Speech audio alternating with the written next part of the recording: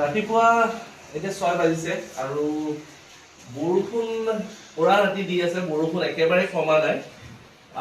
কিন্তু আমি আমাৰ যি মেজিকেল প্ৰেডিকশ্যনৰ যি যাত্ৰা আৰু প্ৰত্যেকটো সমষ্টিত এটা নিৰ্ধাৰিত সময়ত আমি উপস্থিত থকাটো আমাৰ যি প্ৰতিশ্ৰুতি, সেইটো ৰক্ষা কৰি আমি যাবই লাগিব।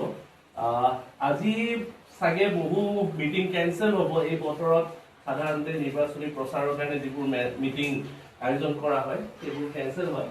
যি কি নহওক 6টা বাজিছে, ৰাতি আমাৰ গোটেই মিটিং কৰি প্ৰাৰ্থীৰ লগত কথা পাতি তেওঁলোকৰ ৰণনীতি বুজি আহোঁতে মোটামুটি 3টা, 2:30-3টা বাজে। আৰু ইলেকশ্যনৰ সময়ত প্ৰায়বোৰ প্ৰাৰ্থী আৰু তেওঁলোকৰ লগত যিসকল ব্যক্তি জড়িত হৈ থাকে সকলোৰে একেই ৰুটিনখন হয়। 2টা-3টা বজাত তেওঁলোকে শুবলৈ পায় আৰু ৰাতিপুৱা 4টা-5টাতে উঠি 1 ঘণ্টা 2 ঘণ্টা হোৱাৰ পিছতে তেওঁলোকে যাত্ৰাটো আৰম্ভ কৰিবলগীয়া। খুব টাফ সময় এইখিনি সময়, কাৰণ এইখিনি সময়ত মানুহ আটাইতকৈ বেছি মানুহ তেওঁলোকে কানেক্ট কৰিব লাগে আৰু সেয়েহে আমিও ওলাইছো। বতৰ অলপ বিধি পথালি দিছে, ৰাতিপুৱাৰ সময়ত এনেকুৱা ধৰণৰ বৰষুণ কিনকিনীয়া বুলি ক'ব নোৱাৰি, অলপ বেছি বৰষুণ দি আছে আজি। তথাপিও আমি আমাৰ যাত্ৰা আৰম্ভ কৰোঁ।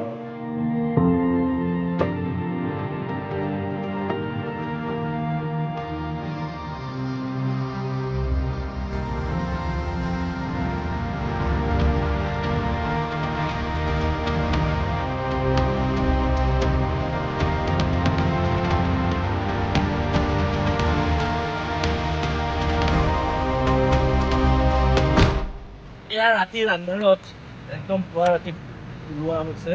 বৰ্তমান আমি মাজুলীত আছো।